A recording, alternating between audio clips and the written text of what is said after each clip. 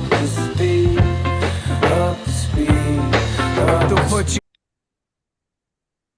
Live from the apocalypse, fuck Michael Rappaport, you fucking parasite. It's the state of the game. Yeah. I'm coming in strong. My name is Dano, and I am perpetual. That's it. I keep going. Anyone who's been my roommate or friend deserves some sort of award for just getting through it. And speaking of, my co-host joins me every week, has broken up with Ariana Grande 4 times. Hey, Diggy, thank you for joining me. Great to be here. The last one was when you saw Wicked, right? You were just like, I'm done. Yeah, the sequel. Yeah, the second part. There's too good. much. So thank you for joining me here. We're doing something special. Today for a very special person, right? And I want to set the stage because people sometimes refer to, there isn't a good term for what we cover, Kay, right? People call it underground rap, but that's kind of a weird term. You know, it sounds like dudes in a basement, you know, but it's not really what this is. Yeah. There are some dudes that are recording in the basement for sure. There are dudes in basements, but it's not all dudes in basements. Not all dudes. I'm literally in a basement. Lunar, bro, Lunar. Yeah. So the thing is, there's with this, especially with this world, this new digital world that we're in. I'm old. I'm very old, Jordan. I'm sorry. That was a very old sentence I just said. But there's so many different levels of access points, right? Mm-hmm. Like, so we've interviewed Stick Figure before, right, Kay? Mm-hmm. Stick Figure is not the most popular artist in the world, Mm-hmm. but Stick Figure was one of the first people to work with Conductor Williams, who's got Drake in his phone. Mm-hmm. So, Wow. like, Stick will always have access that other artists don't have because of the work he's put in. Does that make sense? Mm-hmm. And the different labels, he's been in right there for important scenes. We talked about this with Fat Ray, right? Fat Ray, you might not know who he is, but he was in 8 Mile, right? He was rapping over Dilla beats. Like, there's different access point levels. And if you are trying to get to an audience, to find an audience, to push to new levels and access from your access point, you need people at your access point that can give you great work, right? Because sometimes you start rapping and you're like, well, I'm good at rapping, but I don't want to rap over shitty beats. You know what I'm saying? Like, I don't want to be grabbing, type beats off YouTube. Right. It's like, that's not necessarily going to showcase me in the best way. And I know several people locally, in Maine, it's a big issue. They just don't have producers that have this kind of skill set, not just to make a good beat, but to understand you and what you're trying to do and actually push you and elevate you. Those people at different access points are critical, right? Look at Fanon and what Fanon's done for that scene, right? And today we're having a summit to discuss the great PTY, who has put in just, an absolute astounding amount of work and really done some great things. We have people who've all done work with PTY recently, right? So I want to introduce people. Jorden is here. Just released great project. I gotta pull this shit up, bro. I gotta pull this shit up. I'm bullshitting and trying to get through this because I've been listening to the Jorden shit all the time. Oh. Much love. I appreciate it. It's further than the eyes can see. This Jordan's project. LUNAR dropped the EP Critical. And boy, last year, I think it was last year, the end of last year, IDK Young J fucking At Ease. If I had known about Beautiful. At Ease when it dropped, you would have already been on this fucking stuff. This is incredible. I love that fucking project. Thank you so much. Yeah, I forgave my dad too, and it feels great. So Oh yeah. feels fucking great. So thank you all for being here to discuss what is important about PTY. And I guess the first question to all of you would be like, how did PTY working with this person change the way you work? What did you learn? What did you teach each other? What happened? Anybody wants to go start? first? So, I mean, who wants to go? Anybody else want to go Okay, first? Or? I'll Go start. release I'll order. start. Okay, yeah. You want to go in release order? Yeah. Release order. Let's go. Oh wow, you just putting me on the spot like that. All right, I mean, definitely meeting PTY. The the first thing I can remember is the levels of imposter syndrome I felt receiving these insane like god level beats from at the time a 15-year-old, and it kind of just put things into perspective, at a certain point.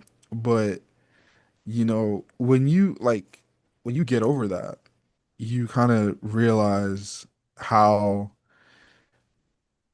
important it is to continue to refine yourself, for Mm, sure. mm, When I first got the beats for At Ease, I wasn't even I don't want to I don't think I was at the level of lyricist that I was when I finally did record At Ease, but it was certainly an important thing. And a lot of the songs that PTY would give me to feature on before that album dropped would really challenge me in terms of writing and in terms of my like performance on a mic and all that.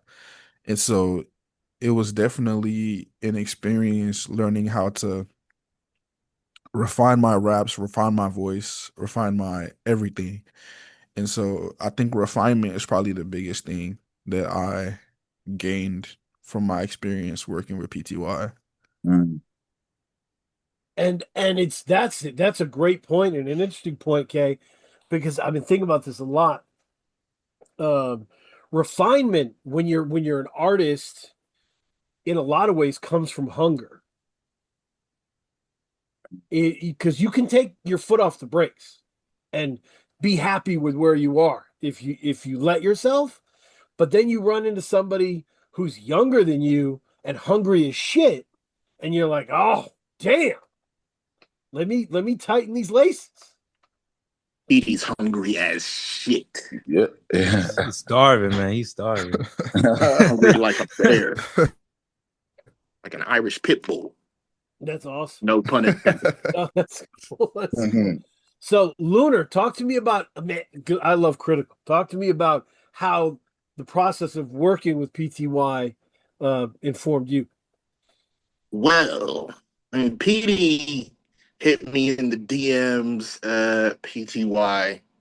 Hit me, I was just coming off of writing like 100 verses in like 70 days. Like I was honestly approaching burnout and ennui, honestly. And I had already like, I didn't want to, I was like, okay, I'm about to go on vacation and not write another word for 6 months.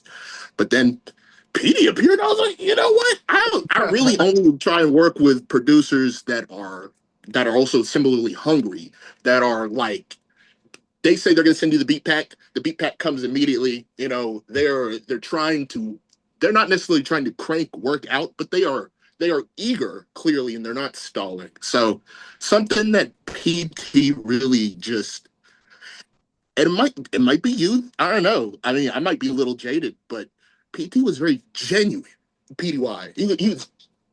They genuine, just like super. There's an epidemic of nonchalantness in the game. There's an epidemic. People are like, yeah, cool, it's whatever. Like, no, PTY is like, Yahoo, let's do it. Like, I felt like the Grinch with my heart melting. And I start slowly but surely, I started to feel my energy level come up. I had approached this like, oh, this is going to be a real quick boom, boom, 9 track. like maybe 5 tracks, whatever. Let's see what I'm a producer myself, so I'm competitive as well. You know, I want to when I hear some hot beats, I'm like, okay, whatever. Yeah, I'm trying to get back to the lab and do even better than this. But I was like, I really threw myself into it. And you know what? I heard Rap Ferreira say this once about wanting to be in a system, you know, wanting to be in somebody else's system. And as Right. somebody who also engineers, who also does cover art and everything, I've never encountered another artist that I've worked with that also has a system that is very clear. You're getting multiple mix revisions from PTY. You know, version 1, version 2, everything's labeled well. It's in a Google Drive. You know, it's those things, just The organization. the organization, the level of enthusiasm. That's something that can't be replicated. It's special. It's the hero factor. It's like the 108 stars of destiny. You gravitate towards this person because their energy is legitimate and you want to see them succeed. I want to see PTY do better than I do. Like Right. That's it. Really, just genuineness and the not nonchalant. It's just real. I want to work. I want to work with you. Feel it. Yeah. I worry, Lunar, that in my life, with state of the game and in my personal and professional life, I use the word sincerity a shitload. Like a shitload.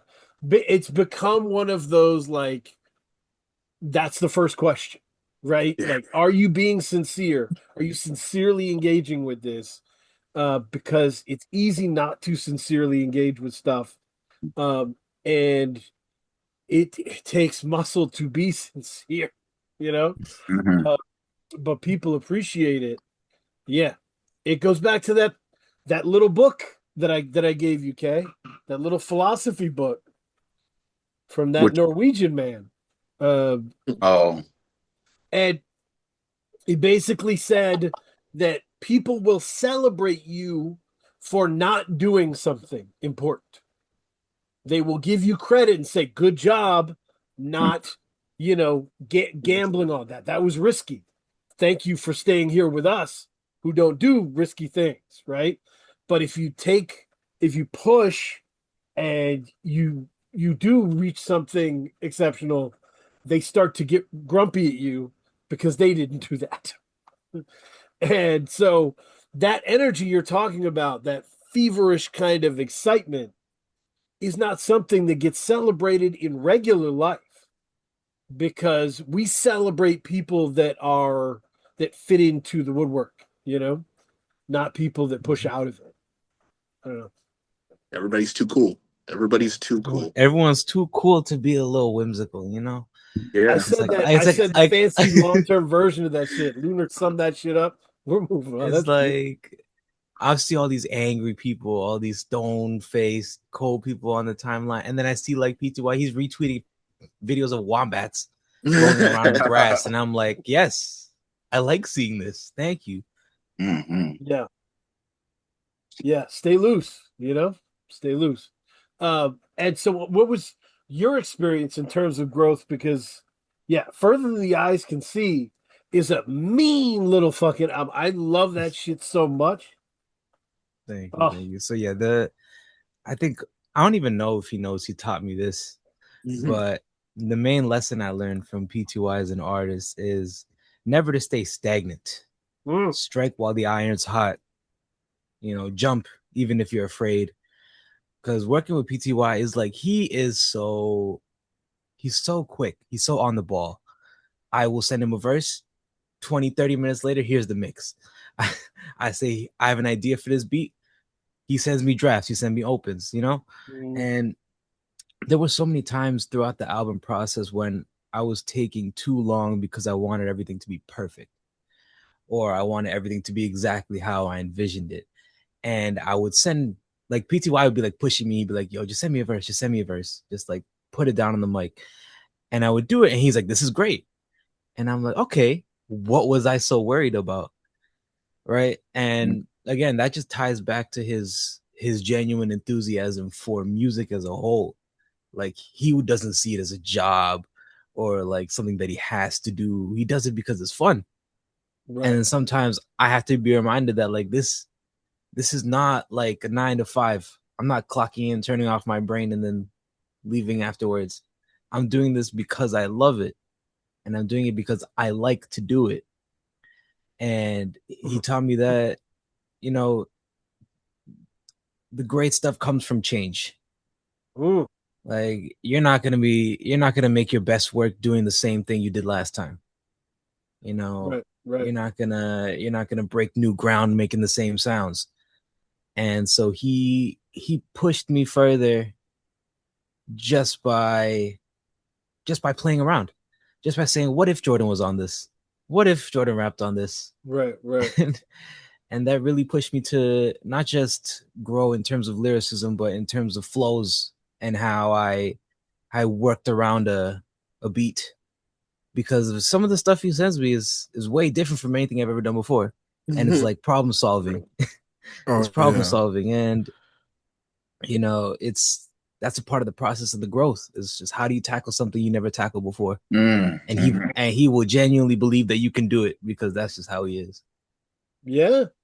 I mean, I think that's a real key, almost a real key point of discussion, Jorden, is, and I would frame it like, you can correct me if I'm misframing it, but I would frame this like mood versus momentum, right? Yes. Like, so, and you see this as an issue with like over and over again, people that succeed based on mood can sometimes get trapped in that mood.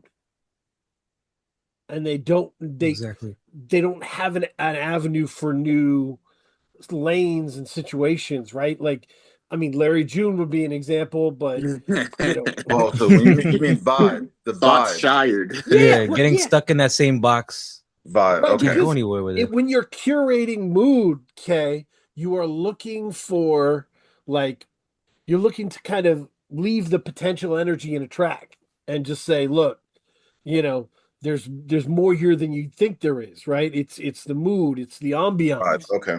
And so that's the vibes, right? So Larry June vibes became a real thing. He perfected that. And then what? You know what I'm saying? Now Then he's stuck in that, playing the same tune over and over again. the next year came, and now we've got more Larry June vibes, and it's cool. Or But like, smoothies. what do we do now? You know what I'm saying? Like it's It's more orange juice all the time, every I day. mean, like when people said like, "Oh, he's just like Dom Kennedy." I'm like, remember when we got tired of Dom Kennedy? We did. Yeah. We did. We did, dog. You can talk about like your favorite Dom Kennedy, but you didn't you It didn't ain't need the new. 7 after that. You know, like you were good. But that's so. But momentum, when you work with your momentum and your kitchen sinking shit, you're just like, I'll put going as hard as I can in this direction. It gives you elasticity. You know, it gives you the ability to, I don't know, do what child actor and Sharif did with Crayola Circles, right? Be like, this is new shit. You know, this is might not be a beat you would think I would work with, and this is about my life. This isn't some spooky shit. So you can go in new directions, and um, that's really important. So that I'm really happy for you that you learned that working with PTY. Um, that's great. The second question for you guys is, if somebody came up to you and didn't know PTY, what are some projects you would tell them to listen to? Ooh. Of Critical. course, you gotta Shameful do plug. the self insert. Shameful Shameless plug. Sure. Yeah, I mean, I feel like probably I gotta show them work with July. Like a lot of PTY's work with July is Oh, very essential listening. You know, amalgamation. Yeah. yeah. Amalgamation is brilliant. Yeah. Um, I'm a big fan of the name escapes me right now. The one with the sketched cover art, they've dropped so much music together. It kind of all blends together at some point. But let me see if I can pull it up right now. I think it was one of the first projects that I actually bought on Bandcamp because I just needed to have that, you know. And That's a good feeling when you're on Bandcamp. You're like, I need to have this project. yeah, yeah, Damn, definitely. Amalgamation's a great call. Amalgamation's crazy, dude. Fractured, that's the album. Fractured is Fractured. so Oh, wild. fractured is a call. Fractured is a I call. think, yeah, I feel like not only is that like essential listening for PTY, but it's also like I want to say a point where PTY was like really coming into his own with his production, and you could kind of like obviously all the stuff before that was fire, Yeah, but this was where he was kind of maturing into like, you know, the PTY that we know now that's just so prolific and so skilled at creating these soundscapes. And you know, of course, I will shamelessly plug at ease. At ease. you Eddie, gotta have I Eddie. mean, I would the Dial Hurt for Help Ghetto Philosopher oh, album was Yeah. Oh, crazy. very that's a strong great project. one. I think I have the CD for that one too That's because Ooh. it was just so crazy. good. Yeah, I it, think in terms of like a a, a picture of what PTY is currently working with, I would say Superstition. yeah, Mm, That amalgamation of both hip hop the and sort of bordering onto noise and avant-garde is sort of where I'd mhm. say his mindscape is at nowadays. yeah. If I mean, only it were still uploaded. and I think that's the like when you Young Jay, when you referenced PTY and July's relationship, when those Mhm. two get together, it definitely feels like they get together and do the Birdman hand wringing and go like, Yeah. what is the limits of sound? How Yeah, far can sound push? You know? yeah. Yeah, They just get together and just start fucking around and right. I tell you, trying to find something out. it's like hundreds of demos of just playing around with music, man. Like I And wish I just had the yeah, time to be able to do all that. literally. Yeah. Like, They're having a ball. Um, yeah.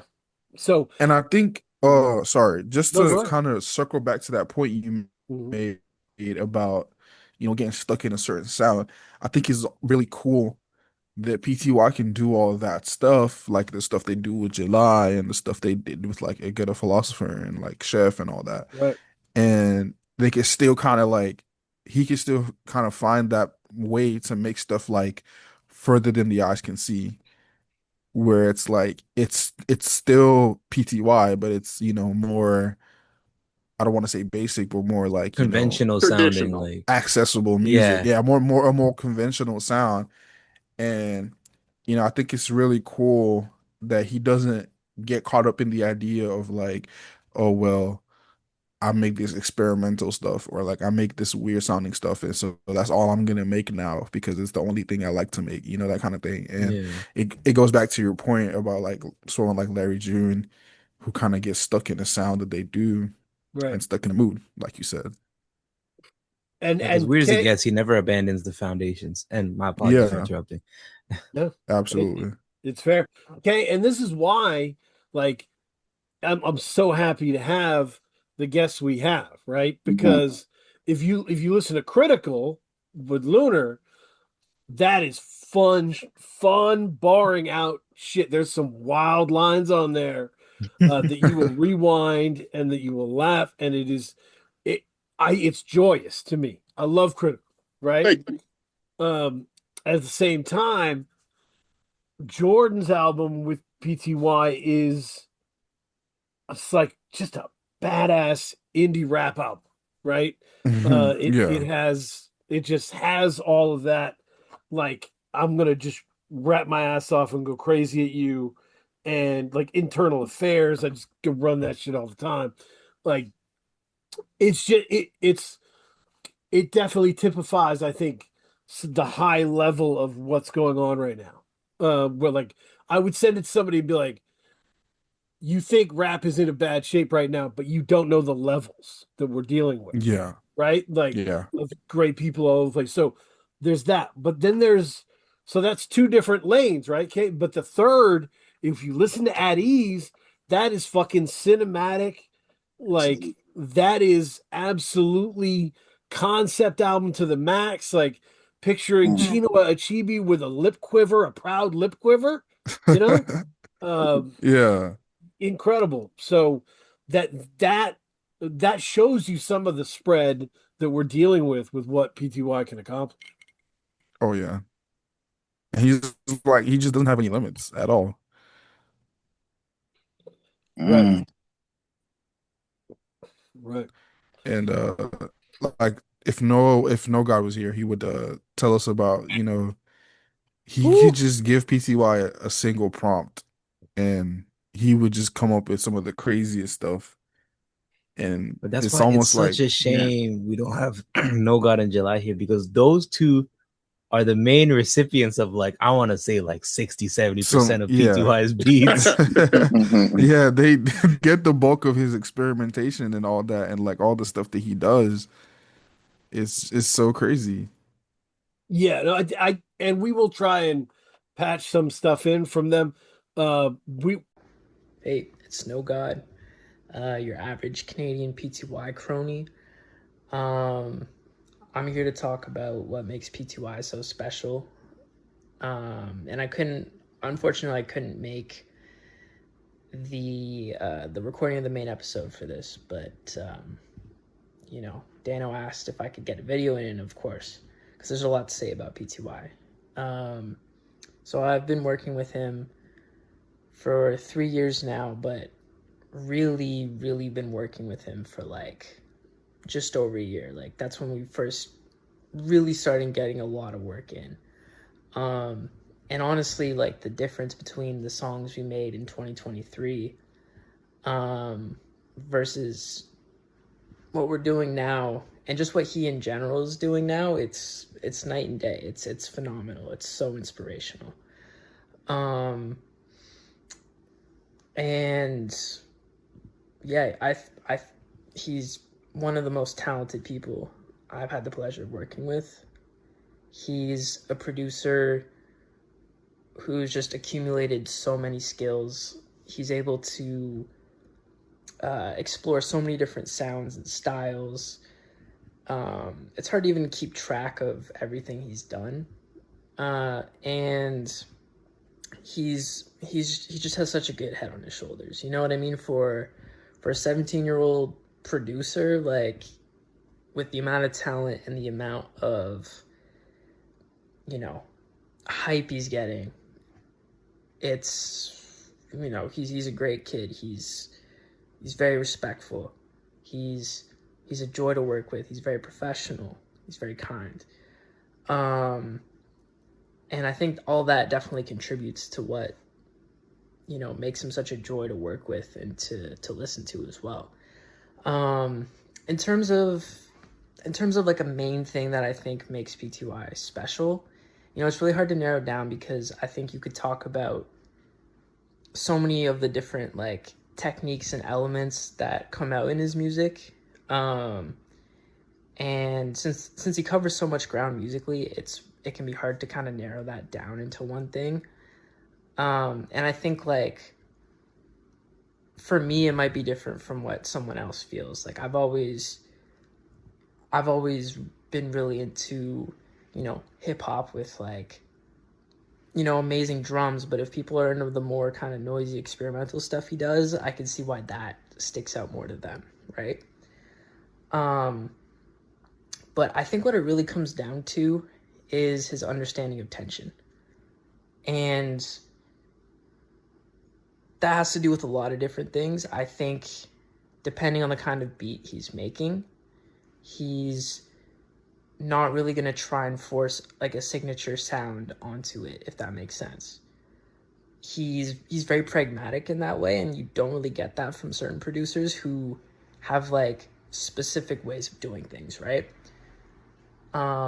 So he will adjust the mix according to what the beat needs, and it will always have like very rarely will he miss with it. Like I feel like he has a very good understanding of, you know, where, like how certain sounds, like where they should hit, how hard they should come in. And that's what I mean by tension. It's, you know, it's balancing the beat out so all the different elements pop at the right moments, right? So I don't know. I also think with his drums, he has like a very good feel for with his drums.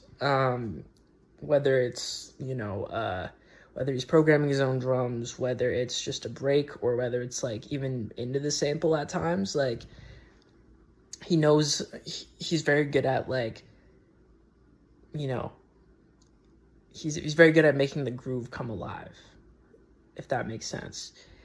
And that once again has to do with tension. I also find sometimes his beats can be very evocative, and I feel like you have to have a very good understanding of tension and like creating like an emotional response through, you know, by like it's through everything, right? But like really bringing that out, and that a lot of that comes from like tension and understanding of it, and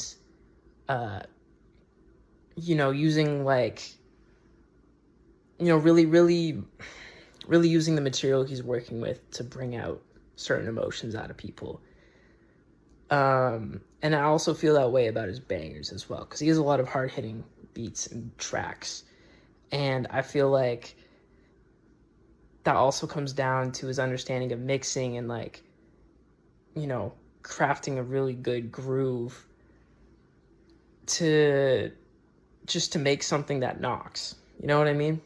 So I think that's what it really comes down to with what makes him special. He doesn't have an ego about how a beat should sound. He will do what's best for the track. He will do what's best for the rapper. And I think that's why he's able to do so much and why he's able to work with so many different types of artists.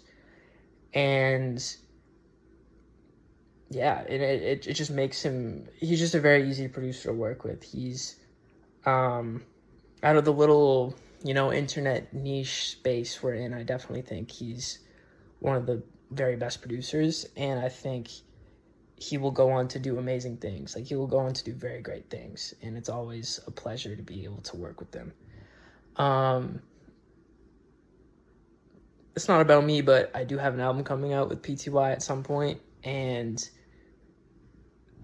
the way he's pushed me as an artist is, you know, he definitely changed how I approach songwriting, and, you know, even rapping, like with cadence, flows, all that stuff. He knows how to bring the best out of an artist in their comfort zone and also outside of it. And I think that really shows with what he's done so far and what he will continue to do with this music shit.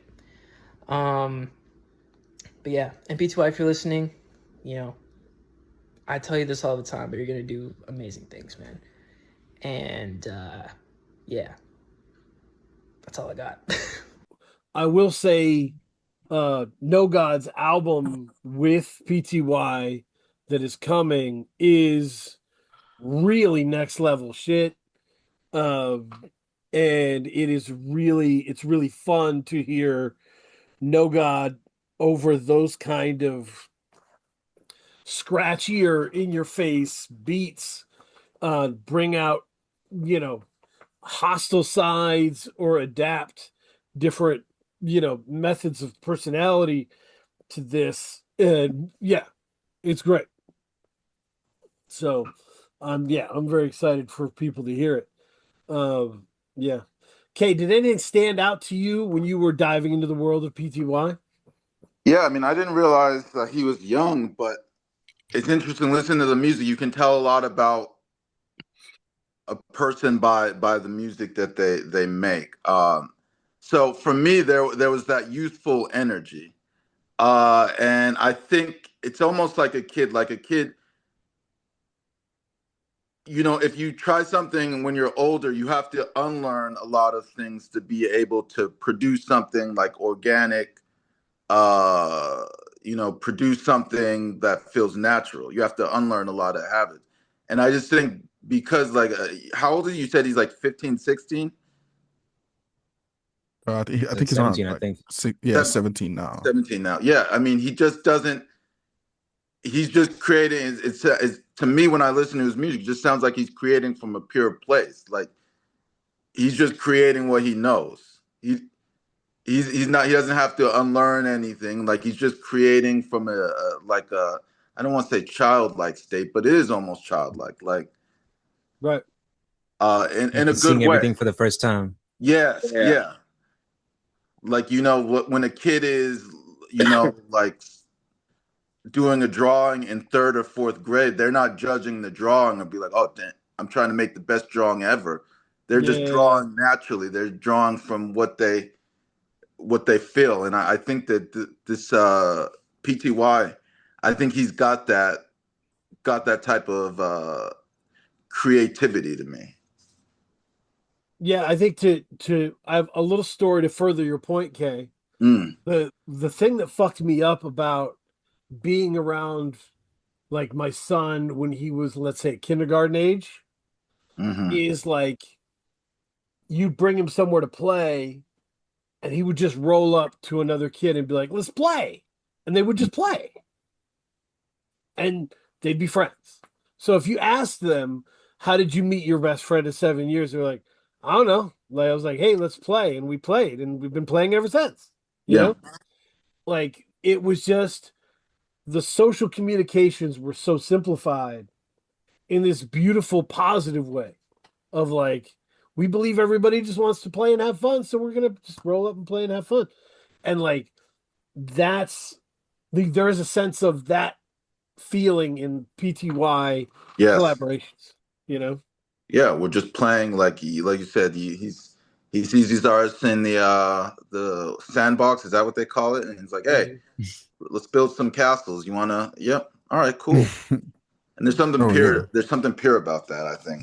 Yeah. I'm pretty sure that's exactly how he rolls up in his collaborators. It's just, you like making music, I like making music, let's make Yeah. music. Right. Yeah. Accurate. Yeah.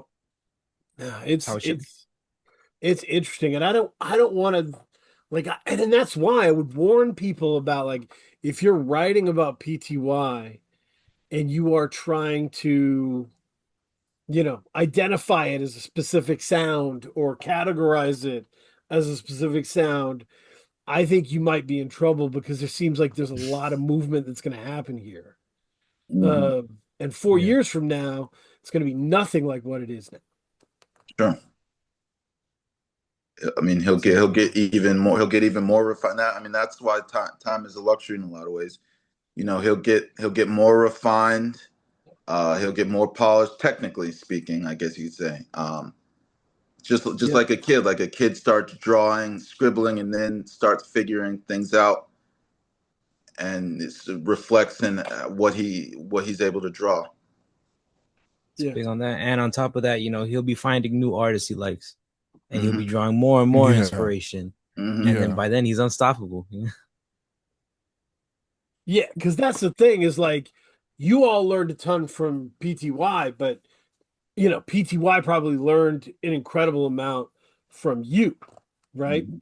Uh, we talked about those different lanes these albums fit into. Uh, there isn't another PTY album that is as tightly coherent and conceptual as At Ease, right? At Ease is a story, really. And so putting that together takes that's 10 and 2. You got to be focused. Yeah. Because you make a misstep. You've Young Jay, you've been watching a show and it's like Mhm. dramatic and it's storyline based, and they hit one Mhm. episode where things go fucking haywire. The characters are doing things that don't make sense for them, and it fucks your Yeah. whole relationship with the show up. And you just like, yeah, you just get Takes you out the immersion. yeah, it takes it, your immersion is ruined. Yeah. Mm. Yeah, and you can never. You're sitting there like, you know, talking to yourself. Isabel would never fuck that guy, and just move on. Like You can't Bro, like Tony Soprano wouldn't say that, bro. what the fuck is going on? So like, Yeah. and as a writer, I can see that shit. I can see when you were, as a creator, you weren't patient enough. Hmm. You cheated. You had Yeah. something you wanted to get to, and you cheated to get there. You know what I'm saying? Mhm. You betrayed one of your characters to get us to the plot point you wanted. Mhm. And that can easily happen. That can easily happen when you are doing something like this, when you're doing like a Mhm. concept album and you Mhm. want to get to the big thing, and you cheat your way there, and you screw up the whole journey. You gotta have patience. And that's Yeah. the the thing with when the making of At Ease, and PTY was very willing to enter my mind, I want to say. Like Mhm. when we would be bouncing off ideas for the project and everything, like it was just like it almost felt like a therapy session whenever we would get together and like talk about stuff we wanted to do for the album and like what like direction like sonically and lyrically we wanted to go in.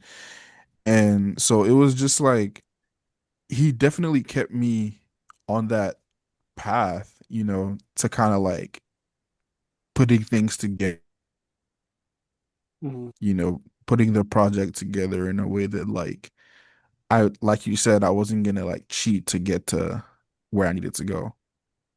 So you definitely made a good point there. And that's being able to kind of get in somebody's head, understand where they're going and what they're doing. That's a real powerful skill. Uh, and it has a powerful effect on you because you're like, holy shit, you get it. Hmm. Most of the lot of the time in a creator's life, no one understands what the fuck they're doing or why they're doing it. I wish more people knew that. If you're a creative person, you walk around like an alien pretending to be a human being most of the day. Walking around like Wemby. Like Wemby. But yeah, it's not. There's a great Gary Shandling movie where he's an alien pretending to be a human and doing nonsense things. Yeah, that's my base point. But yeah, but to be with somebody in a room, somebody who's like, I know why you did that. I see that. It links to this. It's a really powerful thing. So, um, and it allows you to shift your gear up and get crazier. You know, so that's super critical. Speaking of being critical, Lunar Yeah. on the opposite side of the conceptual range. How much did you think about the coherence and cohesion of critical, or were you just rolling? Honestly, I got a pack of beats from Yeah. PTY, and it was really good. There was some, like, I was kind of wondering because when I work with another producer, usually I try and step into their world entirely. Mhm. I'll try and reach out to their frequent collaborators and make this like, okay, this is my journey into their world, and it's kind of like a different, almost like I don't know, like a vignette of Mm. sorts in the anthology that is Lunar. Okay, but it was kind of hard to do that because PTY's sound is so Yeah. vast and Yeah.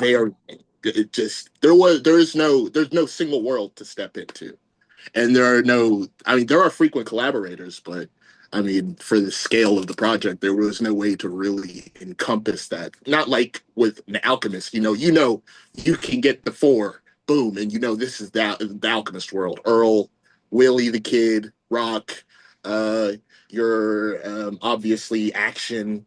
Insert your big twins, why not? Just insert your collaborators, and you can put that alchemist world together. But yeah, with PTY sent me a pack, and I couldn't do I need to get the ones that sound I need to get all the ones that sound like Warren on that album, or not Warren, that was what the song used to sound like. Yeah. Mr. Pibb Soda. I could get all the ones that sound like Mr. Pibb Soda and all the ones that sound like Jazz Cigarette. Or, at first I asked for a refresh on the pack, and PD only put two different ones in there. And then I challenged myself, you know what? I'm just going to write. I'm just going to write. And whatever comes to me, if I have to just listen to these beats over and over again, because they're all beautiful, but they're not all necessarily what you would hear from a LUNAR project, like a data preservation song. But then it was when I started to talk more with PTY, I'll get lazy and PTY's like, Leo, what's going on? Like, have you listened to the mixes yet? And I just find myself like, LOL, I'm doing the rapper thing. Like, I'm just sitting here playing the game when I should, I told you I would listen to it yesterday, and now here we are tomorrow, and I haven't listened to it yet. And now I feel where I was in 2020, like hungry, like wanting to get to the next step of the process. Yeah. So that kind of made me feel like, okay, this person does so much fresh shit. Let me see what I can do fresh from my own perspective, like a data preservation song. 2 years ago, I would have been like, I'm not gonna let the beat dictate what I'm gonna write about. I'm just gonna go. I just want to have fun. And I did have fun making that song. But I challenged it, like the production and the person I was working with inspired me to get a little bit, just a little bit more conceptual on a couple of tracks, or show a little bit more of myself on a couple of tracks, because that's what I was feeling from this person. Like, yeah, it really just came down to that. I was able to get a little bit deeper because, it seemed like I was becoming a little too cool, even though I'm not too cool, by the way. Anybody who knows me knows I'm not a cool person at all. But yeah, the music is a reflection of the people who are making it ultimately, and you can tell when somebody's phoning it in. You can tell when somebody is comfortable. And I feel if anybody's heard some of the stuff I produced wrapped over my own production, you can see some points where I've gotten comfortable, and none of them sound like any of the tracks on Critical. So yeah, just a different gear. I felt a different gear, from PTY. So I had to get there. That's it. Yeah. No, I mean, you bring up an incredible point, right? It made me think, okay, there is a place that locally where we live, me and Kay, a restaurant that my family goes to that we only refer to as the good chicken place, right? So we're like, let's go to the good chicken place, right? And so that's how it lives in our mind. Producers have brands that are like this, right? Oh, this producer and the way they do the piano, crazy, right? This, Craven with the loops, crazy, right? Like everybody's got, like they've got a producer brand, right? Mighty Healthy, the king of the drums kind of situation. So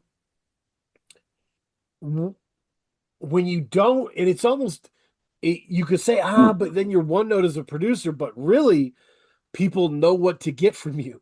They're like, okay, it's like the good chicken place. I want good chicken. I'm going to the good chicken place. So that's kind of what you were doing, is like, oh, I'm going to you for this. I'm going to you for that. Right. And this was a whole different, because you're, let's say, an immersive experience, and it forced you to be like, what do I want to do? Who am I now? That's huge. You're right. You can't. It's intentional. Like when you go to the good chicken place, you're intentionally looking for good chicken. Right. Right. So if you're going someplace without any intention, then you got to look at the menu and then like, oh wow, we drove an hour to get here. whatever's on the menu, we're gonna have to make do because we're not driving back. So Yeah. it's different level of relationship with the product, with what you're going to. Yeah. I mean, there was the contrast. We went to this high level Italian restaurant Mhm. recently and everything was really good. So I was like, all right, it's time to try something weird that I don't know. Like, because this place is crazy and be I'm gonna be hitting flavors I've never hit before, you know? So that's the opposite of the good chicken place. Mhm. Food analogies, people. We're doing it. Doing the food You analogy. must, you must, you must. Must. So, but yeah, and Jorden, you kind of land in the middle conceptually there, Mm. where LUNAR might have been sprinkling it, and Young Jay's telling the story, uh, and digging deep and getting personal. How did your project cohere over time? So, my project initially I hadn't fully planned out. I had, titles for each song, and I knew what I wanted it to be. The only thing that took real time was actually writing the lyrics to adhere to that. And so over time, it sort of, instead of being a whole plan thing, it sort of ended up being kind of like a videotape of the process and what my Mm, mind was like during the making of the album. So it's like, it's all because I'd say the album took like 1.5, 2 years to make from conception. mm, And rather than it just being like me personally talking about like myself or like my past or all that, it ended up being like what was going on at the time. I would end up just writing about what was happening in my life at that moment. And in a way, it sort of melded together really easily because I wasn't exactly making things in chronological order, but I was making things based on how I was feeling at the time. It's like, oh, I feel down. Let me do a song about that. Let me put it in this part because I wanted to represent, this part of my life. mm. Or, oh, I'm getting better. Let me put it in this section because I want it to sound like that. You know, it's it's sort of blended together like, just the average year in my life. Mm. Like there's the ups and downs, and ultimately I ended off knowing that next year I want it to be better, or whatever my next endeavor is, I want it to be better. And I don't forget where I came from, Right. of course, which is a big thing for me in the music. Is I feel like it's easy for me to put together projects, at least like arranging them, because that's sort of how they were conceived in that order. Right. So I guess it wasn't a huge, huge conceptual thing, but more so just something that came together by muscle memory, I guess. Do you feel like this is a big step forward in your evolution, like artistically? Do you feel like the way I framed it for people before who've been in this situation is like, oh shit, I've hit a bar here that I'm really proud of, and I want everything to be over that bar from now on. Yeah, this is definitely that. Yeah, I think this was like the first because I had tried to make many projects before that yeah, didn't end up working out because timing, ideas, too many ideas that got scrapped, etc. This was the first thing where I'm like, I did it from start to finish, and I'm happy with every step of it, and I'm absolutely proud of this project, and I will never let anyone tell me different. And so I that is love what I set as a bar. I love the journey of that. Mhm. Okay, the reason I love the journey of that and the description of that is Jorden said he went in with the plan, had the plan, but then you realize that you have to practicalize the plan, right? The plan has to live in real life. So Yes. it may not be a movie, it may be a documentary, right? And now you're feeding your life into this critical points when you're feeling it.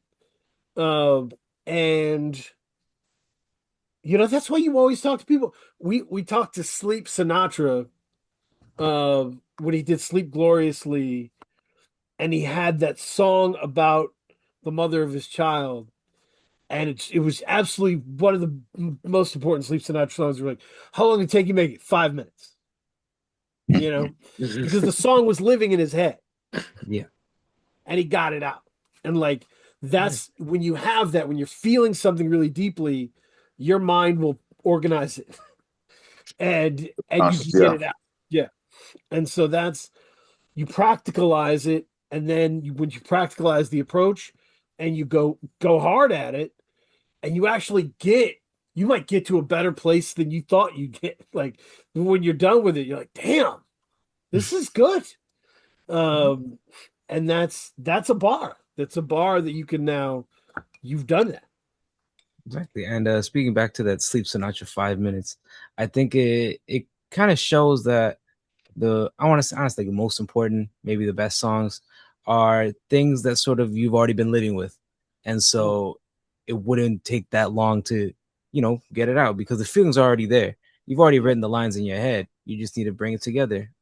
I think the best examples with that on the album would be my two favorite tracks, Internal Affairs and Comic Relief, were both written as I was recording. It's a great song. I was writing down the line and I was recording. It's a great song. Yeah. And those are banged out in like 10, 15 minutes. Yeah.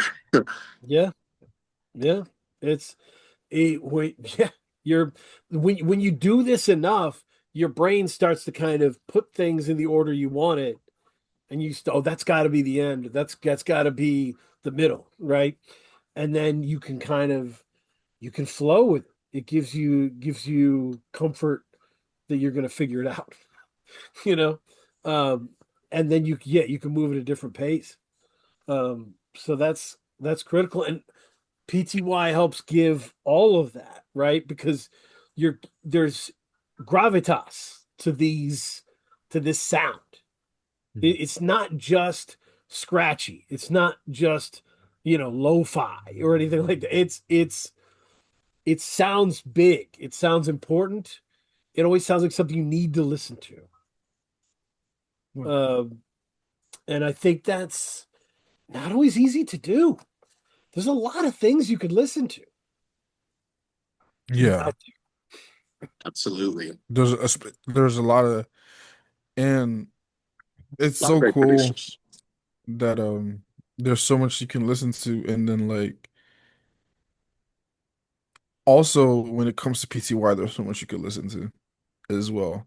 Real shit. And the breadth of his work is just so, and I always find myself like when I'm listening to music and I'm not making music, there's always PTY music that can fit whatever I want to, like whenever I need at the time. And it's not like certain artists who are just like versatile for the sake of being versatile, like he's versatile to a high level and everything. And it's something I really appreciate about him and his music.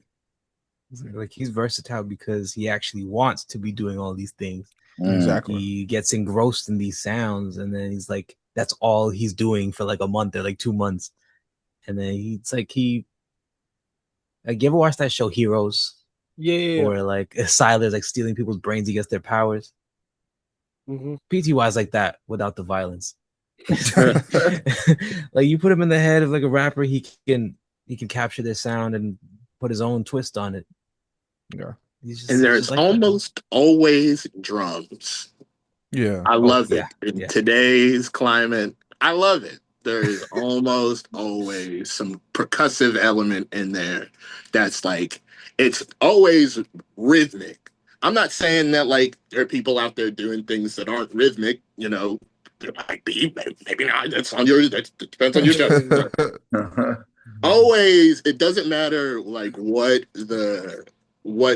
lane it is. There's always a line. There's always a beat you can knock your head to. Yeah. Period. Yeah, and that's what's great. like anything, Lunar, with that stuff, with the arrhythmic stuff, there's always people who are like, you know, astronauts stepping on new planets who are like, let me do a new kind of rhythm. Right. And those Mhm. people are amazing, and I love those people. Agreed. But then there's people who aren't good. So they don't want to have to be on a rhythm. Yeah, You know? Facts. And so Mm. those are different kinds of people. You know what I'm saying? Like, I have a very Thanks. much lot of so. respect Thank for you. one group and not really the other group. But that's the way it was. Like, it's the same way anywhere. Like, I used to run an open mic reading, right? And there's these poets who are like, I just wrote this on the way over here, and the title is the date. And I'm like, that's great, because you never had to edit that shit, right? You never had to look at it and improve it. You just wrote it 2 seconds ago, and it's brilliant. Great. Thanks, bud. But like the rest of us were working harder at that. So some people are genuinely experimenting and pushing into new spaces, but some people are whack. Some people are People are hiding just doing. behind it. Some people Yeah. are doing it just to do it. You know. Yeah. Yep. And it's like that with lots of stuff. But yeah, I wanted to give an even-handed account of the arrhythmic. Thank you. That's a Thank you. debate out there. That's a debate out You, there. you shot me some bail there. I love everyone, you know, everybody. Music is subjective, you know what I'm saying? And by the I way, absolutely. you can totally start off whack and get better. Like that's not a permanent position that you hold. You know what I'm saying? Oh yeah. I've been easily whack for a long time before I got to a point where I didn't suck anymore. It took me a while to realize like I've been writing my whole life since before I could write, and most of it I was bad. But like I had to get to the good part. You know what I mean? Like it was Of course. you got to earn that shit. That shit is not immediate. Like But rarely does an artist start out good. right. But it's all about staying on the course and understanding that growth is necessary. Yep. Once you Yeah. start thinking you're too good for growth, that's when you get boxed. Right. And it's that refinement, you know, like I said at the start, it's the refinement. And um I know when I first started out, I was mostly focused on punchlines. Everything I was writing, Mm, I was always trying to get to the punchline. And you know, I still have the punchlines, but you know, it's a lot better with the weaving of the words and all that. And it's that refinement, that growth. So it was it's in your definitely Lloyd Banks phase. I definitely was. Punchline Back king. in the 2021, 2022, I would say just I was a punchline rapper. The That's original Mama Raised the Menace. Yeah, oh yeah. Mom Raised the Man, this one. yep. But it's And yeah. it's actually PTY. The song, I don't know if it's still on Bandcamp, but the album where he had that one song Finale. Mhm. Oh, not collisionist, bro. Yeah, Collisionist. Yo, And PTY is going to beat your ass if he hears you bringing this up in an interview. I mean, like it's as much as you know, it's still an important part of the journey, you Of know. course. And the finale song was what when I say one of the first songs where I actually had to like interrogate myself in my art, you know, because I liked before that I had like to keep myself and my raps separate, you know. I was almost putting on a persona when I would rap, but it was one of the first times where I actually started to engage with myself in the music. And so PTY has actually played a much larger role in the growth of like me as an artist Mhm. than, you know, he might give himself credit for. What will this guy give himself credit for? Let's be real. That's and yeah. And that's one of the No, reasons literally. He's that's one of the he's like reasons so PTY humble. it's one of the reasons PTY wasn't invited to this is because producers producers are insanely practical people, most of them, who can't compliment themselves. Oh yeah. They don't even register the good characteristics of themselves. They're very focused on what they need to fix and move forward. Mm. So they're not hype machines the way rappers are. You know what I mean? Rappers are generating mythos.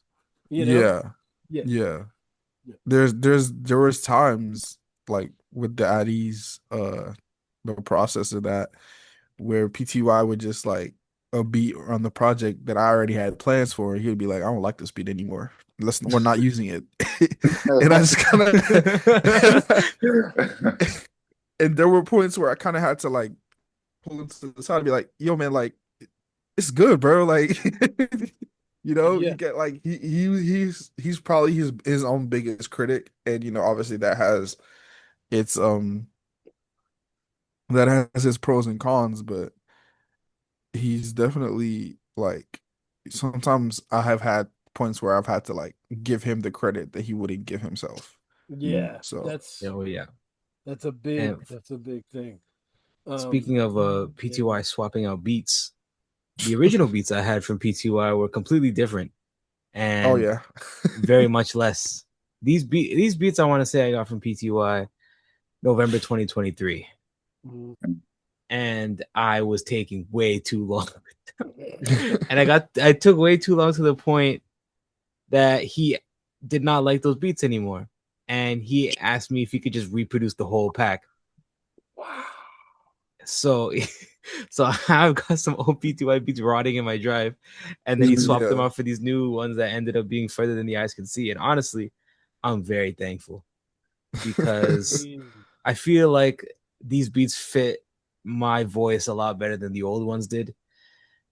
Old ones felt like that was when I had given him not like a prompt, but like a vibe I wanted to hit. And I guess in the end he knew me better than I knew myself. Mm-hmm. Well, And sometimes oh that's what man, you need. sometimes it's what you Yeah, need. Sometimes definitely. you need to let PTY take the wheel. Nah, Yeah. no cap.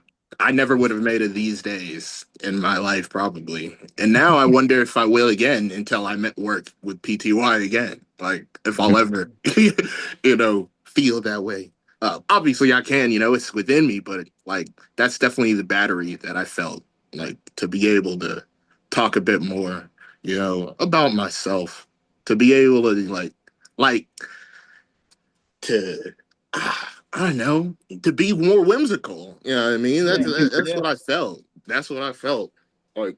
To, I don't know, And it's like a thing where he's almost ruined the process of working with the producer for me, because now there are certain times I'm working with the producer and there's something that they don't do.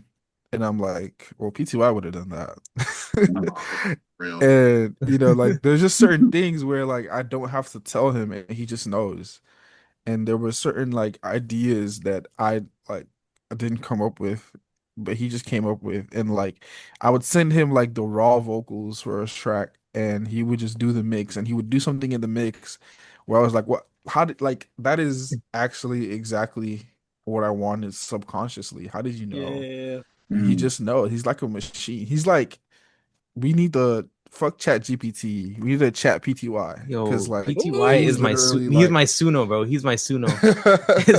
That's he awesome. is literally an AI at this point. I've never even seen his face, so he's probably is an AI. No, that's real. And I think we all, like, as creators, we have certain things that like our brains do to concepts. Like, if I start writing something that's stupid or silly, it'll become serious, because the challenge in my brain will be like, how do I make this serious, right? Wouldn't that be Mm. weird if this became serious and heartbreaking when it was a joke?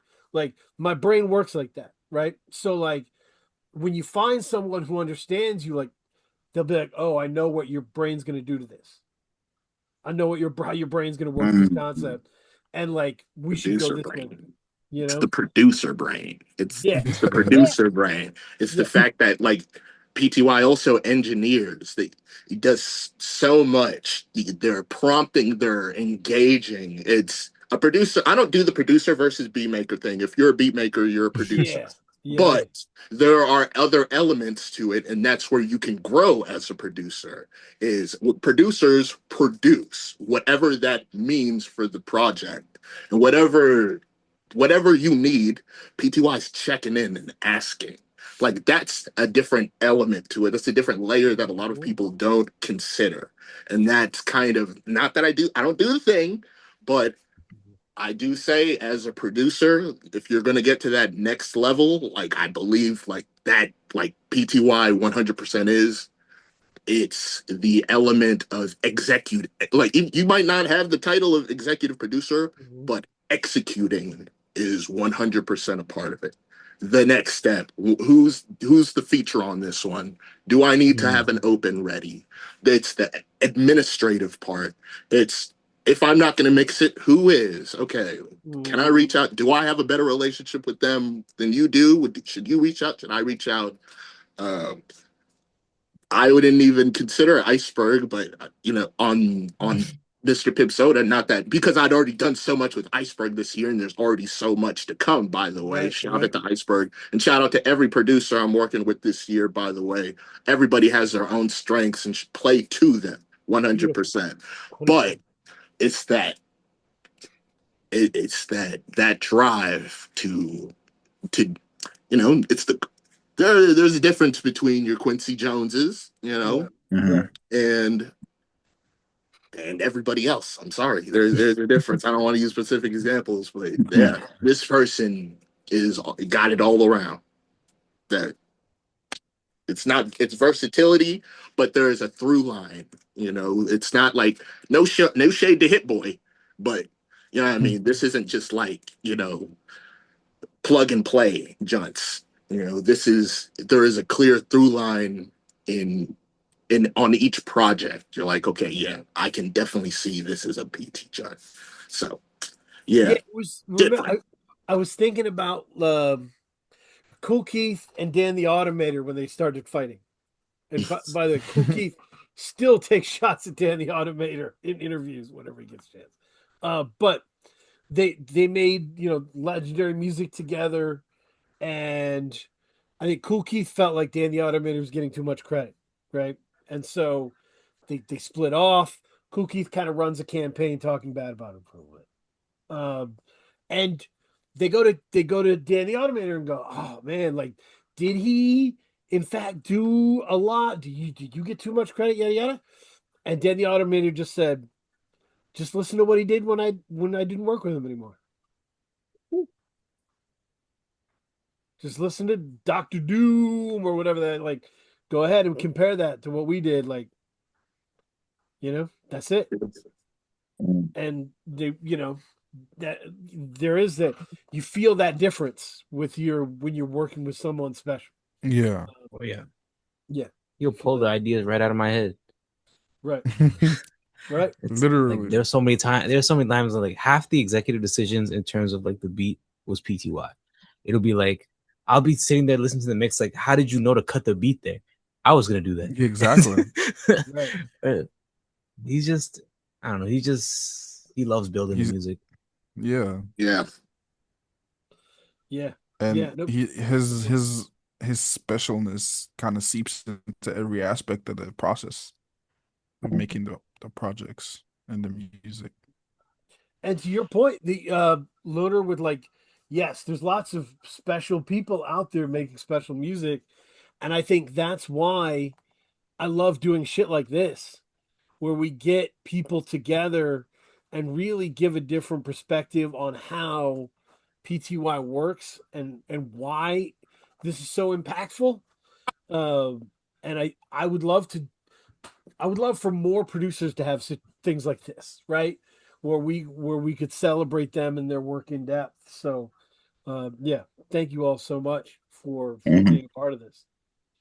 Wait, does he know this is coming out? It's my pleasure. Right. So, I haven't said anything. So I took a I haven't said anything. screenshot. Jorden, I took a screenshot of us in the Zoom, and I put it on Twitter, and I tagged him, said he didn't know we're doing this. So he just found out. So that's cool. Yeah, we're gonna force him to take credit for all the things he's done. That's gonna be fun. Absolutely It's gonna be an embarrassing deserved. watch for PTY to get all these compliments and soak this in. But yeah, Kay, give me something that you took away from listening to PTY, a bunch of PTY. What did you take away from what is special or where this should go? Well, I mean, I don't know where it should go, but I mean, I think that like I said, that the childlike creative energy, Yeah. and there was how do I say this? There's almost like a lightness. There was a lot of color and lightness to his production, in my opinion, which is something that I think underground hip hop could use a little bit more of. Especially when you're talking about PTY is also an expert at fractured music, right? Broken sounds, fuzz, noise, dark stuff. PTY is brilliant at that. But to your point, there's always color, there's always rhythm, there's always like there's still Yeah, movement. there's a Yeah. kinetic energy to it. It says like a lot of it comes off as very it's structured but unstructured at the same unstructured in like a childlike way. And I think that for me, like the scene could use a little bit more of that type of energy. Mhm. I love that. All right. The last wild question here for you guys, I think you're going to enjoy this, is you pick one artist. Now, obviously, living and within reason and all that stuff, who Lucid. you think would really benefit from a PTY album. I mean, the There's obvious answer is Billy Woods. That's the good obvious ones. answer. There's some good ones. Oh. Mhm. Other side of the yin yang, I was gonna say Lucid. Like fuck it, Arm and Hammer. Let's go. Arm and Hammer, why not? Go right ahead. Mixed Combo by deal. Steel Tip Dove. Hmm. I mean, even more so than like if you're thinking on that level, I would have to go Pink Seafood. Ooh. Yeah. Honestly, it's hard to think of someone in this scene, this like sort of underground, mid-underground circle that wouldn't benefit from a PTY album. I want to Yeah, go a that, little more mainstream and say because of the Jid. versatility. Because of the versatility, Jid. that's yeah. Yes, that I would make hear me that. I listen to hear a that. Jid album. Oh, Okay. that's your Hey, don't say that in front of my signed Forever Story vinyl. So No, you but got oh sorry, go ahead. no, it's okay. I just think I think what Jid does and what PTY can do, I Yeah. think that brings doesn't bring them all the way in to like an underground sound. Like there's still definitely like PTY has crossover appeal. Like sure. Absolutely. let's Oh, be let's be real. That's a 100%. great thing to have. Yes. Period. So Yes. I think there's room to like to be like an alchemist where where you're still tapped in, but you can still work with these people who are getting sync licenses, you know what I mean? Or Right. you're getting like type of bread that makes you have to get your samples cleared, you feel me? Right. Like Right. I think that's there. Yeah. I think that's there for. Yeah, no, if you told me Killer Mike did a song with PTY and it's the theme song for this Apple TV show, I wouldn't be I like, wouldn't oh blink. no, Yeah. that couldn't I would, happen. yeah, I'd be like, Blink. I mean, like, yeah, that makes total sense. That's PTY, Right. right? Yeah. Yeah, I'd be like, yep, that makes sense. Yeah. Like some new mafia shows coming out. It's like Jadakiss and PTY. Word. Yeah, Saw that yeah, coming. okay. All right. Yeah. Mhm. It's been a long time coming. I like 5. Uh, So let I've me been ready. I fuck got sample two. snitching. Yeah, I got two picks. One, I'm gonna go reasonable. Like actually, they're both kind of reasonable to be fair. First is actually someone who did rap on a PTY beat for Jordan's album. I'm going Ratman Gavin. Ooh. Mm. Oh yeah. A full Ratman Gavin PTY would be fucking wonderful. Absolute nuts. Do it, Gavin. Do it. Do it. Gavin, I know you watching this, Gavin. I know you watching this, Gavin. Because Gavin is one of those supercomputers too, who is always kind of improving and pushing and like a thinker. And I just think that would be great, you know. So there's that. Who's your second pick? Okay, the second pick in the current zone, Teller Banks is in. PTY makes a lot of sense. And I think that would actually be like a very interesting next step. I think they should do something together. Teller is pushing the voice to new levels where it's kind of beyond simply like rapping the verse. The performance is getting crazier and crazier, and I think PTY would have a ball with that instrument, you know. Oh, absolutely. Yeah, because he is inherently experimental, and LeBanks is also quite the experimenter. Can you imagine a song with Teller Banks and July 38? Oh wow, insane! That would be fucking just a whole lot of yelling. Fucking, let's go. Very loud. A whole lot. I'm getting excited just thinking about it. Yeah, I think that would rock. Yeah, so that's my pick. Yeah. Kay, did you have a pick? We got some good picks. No, I mean I did have a question. So you guys mentioned Billy Woods and Elucid. Yep. What do you think that he would bring out of them that we haven't seen from their work with other producers? That is an interesting question. Like what excited you about hearing a Billy Woods over PTY? I think me personally, it comes from that Arm & Hammer is kind of like PTY's heroes. In a sense, so I'm kind of like tossing him a lob here. But I definitely think it would be interesting to see, because I mean, like, I feel like a lot of producers have been able to kind of like tap into whatever mind state Billy Woods and Elucid might be in. And I'm curious to see where PTY would take that. You know, like it's less knowing what's gonna come, like knowing how it's gonna be, and more just curiosity as to how it's gonna sound, as to how it's gonna come out. We all know what Billy Woods do, what Lucid their bread and butter is. I'm curious to see, like similarly, Young J, I want to see what PTY will do for Billy Woods and Elucid. I want to see what sounds he'll go into. I feel like PTY in the mental board of putting that together would be like nothing that sounds like this, nothing that sounds like that, and would be crossing stuff out, you know, to try and find new places, you know. I'd be very excited for that. So yeah, but there's a lot of that stuff. You know who's a dark horse candidate for this? I would go Sun Mundi. Oh yeah. Hell yeah. Oh yeah. They would go together very That's a well. slam dunk. You know what I mean? That is a slam dunk. Absolutely. Facts. Oh, yeah. And especially looking like the past producers that Some Money has worked with, I feel like PTY is like, he's right there. You know? He's right there. Yeah. Makes total sense. So I'm more confused as to why it hasn't happened yet. A lot of good candidates. I'm just saying. And we're throwing stuff out. There are a lot of them. Yeah. And so I would say let's go to the in conclusion. People can give their conclusions on their thoughts for the PTY experience. I have my rant ready if I can start and give y'all some time to conclusions together.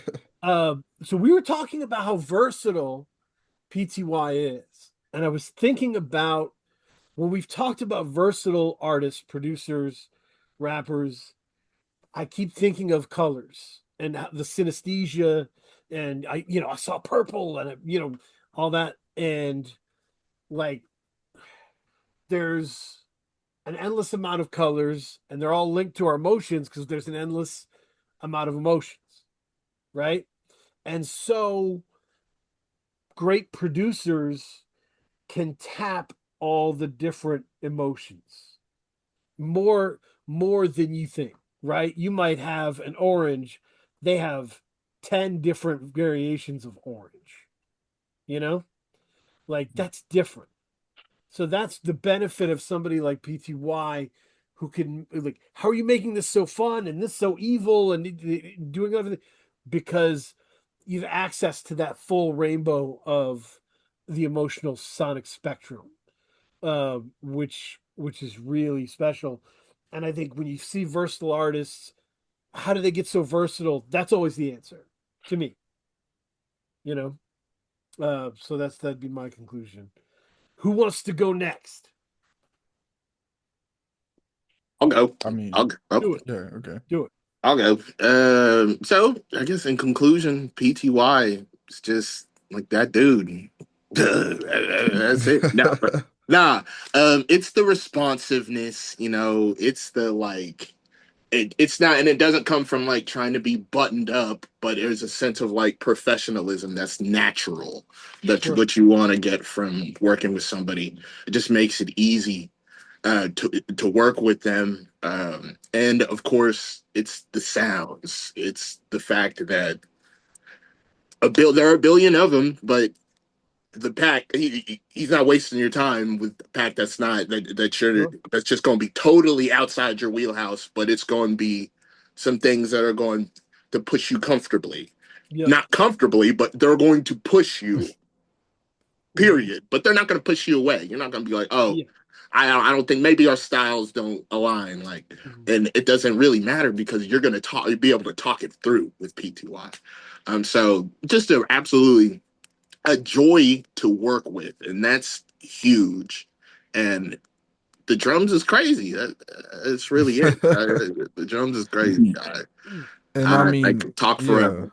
Honestly, yeah. go ahead, Jay. And I mean, like, to piggyback off of what you said, my thing is, I just hope that, he continues to have that, whimsy, you know, the undercurrent, especially with the way the world is and the way the world can treat people, artists especially. I think it's really important, and I hope that he continues to be, that force of, like, positivity, even in the way the world is right now. Hell yeah. To piggyback off of that, I'm gonna give my conclusion. I think PTY being so joyous towards music is something that ends up being absorbed by the artists he works with, which I think is very important to the process, because having someone so motivated about music will have you wanting to get in the booth and and drop stuff, and it's that kind of energy that will create more projects out of love rather than out of necessity, will create more collaborations, more networking, and will ultimately create a greater band and range of artists that work together. It's that sense of community. PTYs are pillar stone, but I hope Yeah. his head doesn't get too big. Sky's the limit. You can do whatever you want, PTY, for real. Yeah, Yeah. man. Yeah. Absolutely. Kay, any conclusion for you? No, man. I think that you guys summed it up great. Summed it up great. By the way, love to Know God, who was the conduit here. When I had this idea, he was the first reach out. He was the one who said, "Have you heard IDK Young J? If not, you should. Be great for this." And I Shout pressed out No play, God. and that's like that. I was like, I gotta have this person. So we really did. Yeah. Cold summers and hot winters, the gods listen. The Whew. gods listen, man.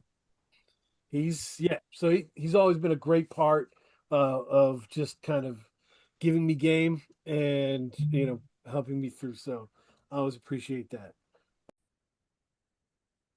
Yo, if you thought that we would convene a PTY summit and not include July 38, you're wrong.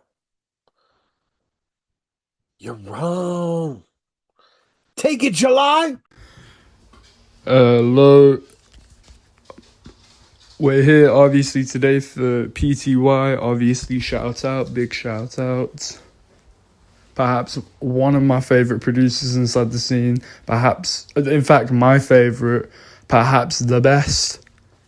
You know, there's an argument to be made for sure. Who else is this consistent across multiple genres? I'm getting ahead of myself. I'm here to speak on a couple of his projects, you know. Unbelievable guy, you know. Always showing kindness for everything. You can see his music actually progress quality-wise when you look at some of his shit, man. Like, I know a lot of this stuff is taken down now, but he's got, like, records from fucking, like... He's got Superstition, for example, which I know he's not as big of a fan of anymore, which is honestly quite sad. But at the end of the day, he dropped some fucking brilliant tracks on there. If you haven't listened to fucking Capital off that record, man, second he puts that shit back up on, I swear to God, man. Dude, Capital is a fantastic song. Beautiful production. Incredible verses from No God and fucking No Nas. And fucking Blank on the back end. Beautiful singing. You go to like Mass, Lungs and Drogos kill it. The fucking beat from PTY, of course. You know, it fucking unbelievable. He manages to mix in like experimentation within, you know, like genuine love for traditional, I guess, hip hop, you know, within it all. Like you can tell from things like pop rappy sort of stuff he's been doing as of late with like No God and shit, and even like some of my records. And then you can fucking look at like Burning Winters, you know, fucking beautiful record. Incredible singing from Blank's end. I'm incredibly proud to be able to say I did some work alongside it. A fucking PTY got out here and produced that shit. Every single track was fantastic, you know. Had some beautiful mixing charms, detailed to every degree. He uses low fidelity in such a lovely way where you can feel the warmth of it sort of pulsating through your chest. It's unbelievable, man. I don't know how he does it, but he continues to improve too. That's a scary thing, man. If he was to make Burning Winters today, it'd be a completely different album because he's changed as a person. He's grown as a producer. You can see these things. It simmers within his very existence, bro. It's unbelievable how he does this shit, man. For so long now, I've just been like reflecting on what he does in his music, and it has been like sort of paralleling my own like want to improve consistently. And every time I see him working, it just makes me want to work. It gives me that energy. He gives me life and everything, man. Like, that's pretty personal to me. But at the end of the day, I feel like the reason why he's been so taken into the community is because of these reasons, you know. You hear him and he's just inspirational in the way he works. Fucking production on countless different tracks and albums where he just slaughters it, you know. You know, our records together, July and PTY Goes Drill. Lovely, fucking heavily bass boosted, fucking samples distorted and glitched the fuck out, just killer ass drill beats. Fucking, you know, we got Albedo, fucking glitch hot presence on that is lovely, man. He's got tons of things. The fucking LUNAR record shows some more traditional chops to it, you know, occasionally going a little bit out there, but he's got a solid pull back, you know. He always comes back to traditional hip-hop, and he always comes and, like, circles around in different shit, man. You can see him consistently because he's got a devout love for the art form, you know. He's very devoted to this shit. Fucking trap projects, he kills the beats on that shit, you know. And he comes at everything with the same ethos, but different ways of creation. So you can hear it within everything, man. He just like, he finds ways to make beats sound individually like his own without having to, you know, not be able to do certain sounds. He manages to create this perfect balance through the uses of compression, filtering, you know, like right EQs and sample choices. He manages to pull this all together in such a unique way. It's crazy. I don't think you can find a producer like out right now that has the same sound as him, because he consistently, you know, he moves forward with it. He tries hard. You can look at fucking even Spaced Out. Like, that was the first step forward into this shit, man. Like, you can see there's a direct line from the fucking Blue Rider album all the way down to where we are now, man. He has been working. He has put in the time. He has put in the effort. And ever since, man, he's got to this point, and it's just fucking inspirational, man. It gives me reason to keep going with this shit, because I'm thinking, if he can get this far, why the fuck can't anyone else, you know? Like, it's because you've got to have that time and dedication and love for the craft, man. It's truly beautiful. Hip-hop is the most beautiful thing on earth, man. And you can see it every time, man. It simmers in his whole body, the existence of hip-hop. He listens to this shit consistently. He finds new things that inspires him. That shit is just incredible. You can see it stretch out to the different things he starts making too. Like, if he starts enjoying like Gucci Mane, like, you'll occasionally catch him like doing a couple of trap beats in there, you know? He'll do what the artist wants, but he'll find ways to link that in with what he enjoys, you know? So you get that own personal spirit within it, and the sound itself, which has came about from years of learning what works best to make his sound individual mixing wise. But you also get what you've asked for, and that's like the most crazy thing, to be a rapper who asks for a beat and you somehow get more than what you've like ever for. Like, I've never thought of somebody whose beat has ever been more worthy of having on your project, because he manages to go above and beyond with everything. It's the constant push and pull, man. Even when he doesn't try as much on other songs, you can still hear quality within it, because he's spent time working on this. He's dedicated himself to even making the most dullest beats sound good, you know? It's crazy, man. Yeah. So, going to recommendation corner, talk about the shit that we've been listening to, but, you know, at the top of it, Further Than the Eyes Can See, At Ease, Critical. These are all on Bandcamp. Make space in your checkbook. Buy that shit, dude. Yeah. And all your money. All your money. So, that's right. So there's a few things out. Man, we talked to Spectacular Diagnostics a bit ago with Declaim, and Spectacular Diagnostics has an EP with Def C that is based around Edward Gorey and the art of Edward Gorey. It's really fucking dope. 4 songs, you know. There are times when I wish Def C was like a hero for white people. Because he's anti-tyranny and Zionism, and he's empathic, and he listens and cares about people the way white people don't value enough. But yeah, so you listen to that, and just this is just nasty. It's beautiful, just rapping his ass off type shit. Ancient History dropped with Wiki. That project is fantastic, and I was really struck thinking about it, because I was like, people always liked Wiki always got good reviews and stuff, but was never considered one of the best at rapping, right? And over time has really carved out a name, right? Just really doing good work and really kind of crafting a style and leaning into it. And so shout out to Wiki for just, you know, making your name what it is. I think that's awesome. Yeah. I think the other one that I'm very excited to listen to, because I'm a knucklehead, there's this G-Fam Black and Tally Rodriguez have an album called The Melody of Chaos.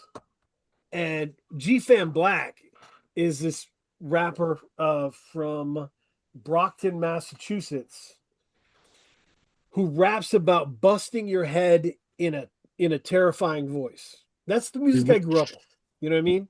I grew up on that shit. So I'm like, this is my comfort zone. Tally is a genius. G-Fam Black pumps out a lot of work, but Tally is a brilliant producer and mixing, mastering. mind. So I'm really excited to hear them go dark with it. Lots of fun stuff. I mean, the first song is called Bible Plagues. That's good. That's great. You know? Uh, anyway, so that's my recommendations of where I'm at sonically. Um, Jordan, what are you bumping? I'm bumping that new Surrender, Navy Blue. Oh, shit. Yeah. Incredible piece of work. Incredible It piece of really work. is. It really is. What else am I bumping? I've been going back to Honor Killed the Samurai by Ka. Rest in Yeah. peace. That was a big one. Crazy. I did that this week too. Man, it's the Ka fever's hitting everybody, man. That song, I remember playing in the car, and my wife was like, "What? Bring that back. Bring that shit back." And she was like, "There's jingle bells in that beat." I can't remember which one it was on Kills. There's like real bells being shaken in that fucking beat. Ooh, Jingle yeah. bells type shit. It's crazy. He was Cobb was more experimental as a producer than people Then we talk think, about. yeah. Yeah, and that's a good one. And and my last recommendation, kind of a sleeper, the Freddie Gibbs "You Only Die Once" deluxe. I'm loving that. I'm loving That's that. dope. Especially because it's sunny out, nice weather. Yeah. Feel Of it. course. Yep, the music changes when the weather gets better. Oh yeah. I had a friend who says you can only listen to UGK when it's warm out. The The UGK doesn't make sense in the winter. You can't do it. UGK and Jadakiss. Yeah, I can see that. Yeah. IDK Young J, what are you bumping? I'm about to go completely left field right now. Do I've it. been listening to a lot of Igwe, aka or Igwe Aka. He's a Nigerian artist based in the United States. He kind of melds those two, like the Afro beats with a lot of the American sound, and he's super dope. And of course, I've been listening to his associate. I don't know if they're associates, but they made some good tracks together. Tushy Bedford as well, kind of same thing, but a bit more on the American side. In terms of the albums, I've been listening to Mea Culpa by Nevermind. This artist I discovered on social media recently. Super dope guy. I think the song Casting Call is probably one of my songs of the year. Um, I've been listening to a lot of Earl and Mike. I was listening to Pompeii and Utility a lot. I think those two are very high up on my album of the year list. Uh, Morning Run constantly stays in rotation, so Yeah. Naturally. definitely a lot of him, a lot of them. Oh no, A lot of a lot them. of Did you know Morning Run's a actually lot of two did guys? you know Morning Run is actually two people. Oh, that's the. Did you know Zelda is actually a girl? That's the rap equivalent. Yeah, Did you that's know- the underground rap equivalent, actually. You know, Gorillas is just one guy. Yeah, I need to listen to Smilodon with the Oh yeah, Clown Cat. Oh, I Fire. definitely recommend that one. I need to hit that. And I would say my last recommendation is probably this project Excelsior by Q the Hero. Yeah. Very dope stuff. Another like super young artist that's just after you get over the imposter syndrome, you're like you really appreciate just how good it. Yeah. Yeah. I appreciate it. Lunar, what are you bumping? And I've been bumping that the Drifters memoir. I'm playing. Duck the tomatoes. I'm ducking the tomatoes. All right. Nah, but for real, play with something safe. Roscoe P. Cold Chain and Nicholas Craven. I honestly think that's like the best Nicholas Craven project since I was willing to listen to Ransom. Like which was like director's cut scene 3, like just Director's that. cuts. So like yeah, I think we heard the actual Nicholas Craven sound on that album with kind of like a little bit more of the progressive rock or like the hard rock samples, like a little bit more of that that lane, but in a very very hip hop way, of course. But yeah, I think that was a rejuvenating project for him.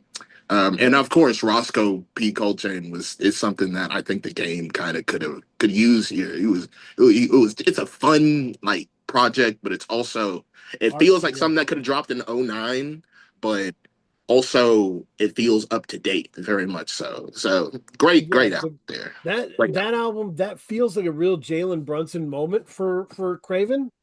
Where Hell he's yeah. like, I know I've got a special person here who's so talented and who could easily have been a superstar if the circumstances didn't go against them, in life.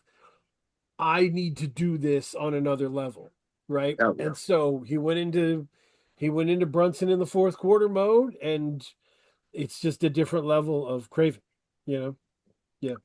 Yeah, what is the new Uncle John? Everything Beautiful died early. I think that was what it's called. With Vidon, I love Vidon. I love Uncle John. They're like two of my favorites.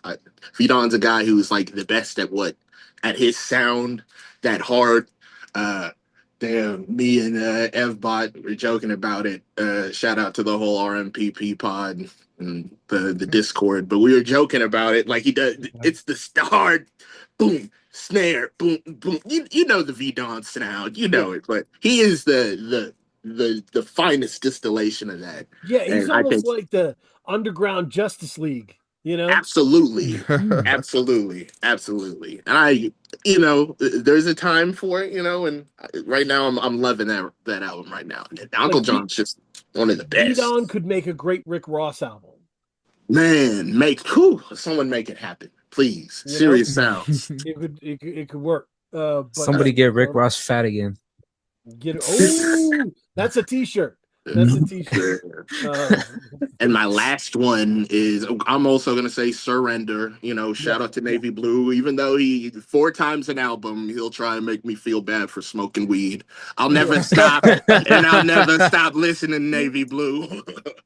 Come and take this doobie from my cold dead hands. Every time he says it, you just go agree to disagree, and you just I don't smoke nothing. I've never done it in my life. What are you talking about? Sorry, sidebar. Shout out to Stilo and Gloves. They recently put out Steel Wool. Steel Wool. That shit is just so fun to listen to. So fun, super fun. It is like a shot of adrenaline, man. Stilo is special. I'm so happy we live in a world with Stilo in it. Absolutely. Yeah. And the world is better with Stilo in it. Agreed. Exactly. Yeah. So that's, the other thing, Kay, there is we can't talk about any soul or funk group without getting Questlove's permission.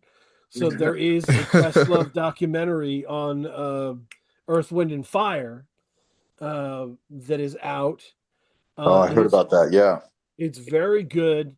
I was telling my wife, if Earth, Wind, and Fire were coming out now, Maurice would get cooked for that hairline. That hairline is bonkers. Bonkers. That hairline would not survive in the social media era. No, they're cooking LeBron. Look at Maurice. Come on and tell me. Anyway, but they had this crazy moment. This was also a part of James Brown's story, right? Like Maurice called the whole group in to a meeting, and then he didn't go to the meeting, and he sent somebody to be like, "You're all fired. We're starting a new group."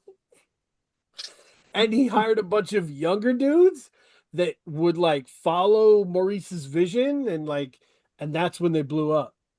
But can you imagine being part of the first group? Like I was in Earth, Wind, and Fire. I'm on 2 albums, but then they fired us. They made Shining Star, and they were gods. That must be really tough. That's one of those stories your uncle never stops fucking telling, you know? That's when you guys start your own group, Earth, Wind, and Water. Yeah. Yep. That's brutal. That's brutal out there. But it's a great documentary. It's really an interesting part, and it furthers my whole Star Wars analogy with P-Funk versus Earth, Wind, and Fire. That the P-Funk is the dark side of the Empire, and Earth, Wind, and Fire is the bright. I kicked this to Pink Sifu. We had a big thing of talking about it. But yeah, the documentary proves my point out really well. So yeah, did watch that. Anything else you were watching, Katie, you wanted to talk about? I just went back to No Name's Telephone again. It's one of those things like the weather was nice and it came on randomly. I used my iPod on shuffle, and it came on. Diddy Bop came on, and so I just got into the album, and I mean, it's just wonderful project. Still, it's 10 years later, and it's still a great project to me. Yeah, we were so protective over Telephone. Like I remember talking to my buddy who we started this website with, and he was like, the problem for No Name is she'll never make something as important as Casket Pretty again. We felt like that was it. Like there's no way to do more or better than Casket Pretty. Like that's an incredibly important song. Yeah.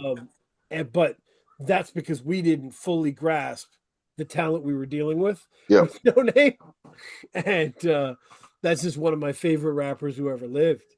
For sure. Yeah. I mean, that whole project, like The Sun was out yesterday and I put it on yesterday and I was just listening, and just 10 years later, there's still things that I'm catching on to that I didn't catch on to the first decade, you know? I love it. It just reinforces my need for a Ghetto Sage album. Hey, okay. Get it done. But yeah, I appreciate this was fantastic. I appreciate how thoughtful you guys are. And at your age, I was not. So that's wise and thoughtful as you are. So thank you for being ahead of the curve. Follow K Diggy on Tinder. What will tomorrow bring?